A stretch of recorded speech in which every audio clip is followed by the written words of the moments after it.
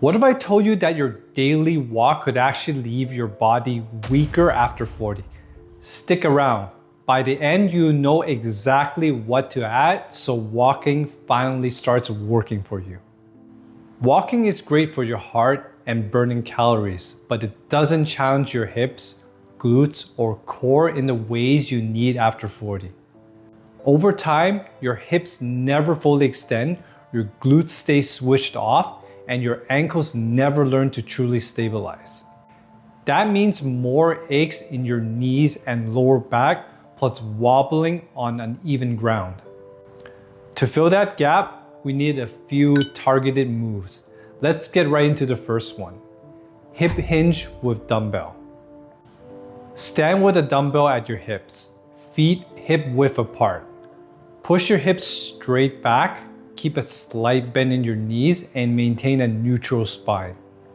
Drive your hips forward and squeeze your glutes at the top. Then hinge back down. Walking never forces your glutes to fire fully. When your glutes stay off, your hamstrings and lower back pick up the slack and tighten over time. That leads to chronic hamstring tension, nagging low back pain, and a stiff, shuffling stride. By explicitly hinging at the hips, you retrain your body to activate those glutes. So your lower back isn't constantly overworked, and you will protect your spine from wear that could force you off your feet sooner than you think. Perform 3 sets of 10 reps, holding that tight glute squeeze at the top for 1 beat before you hinge back down. Walking doesn't force each leg to carry full weight on its own. So any imbalance gets hidden until it shows up as a painful knee or a hip that drags. Worse, when one side is weaker, you start leaning sideways. Your lower back twists and compensates every single step. That compensation builds slowly into nagging pain or even an injury that could knock you off your routine for weeks. By doing split squats, you isolate each leg, build single leg stability, and teach your body to distribute load evenly so you won't end up limping after a long walk.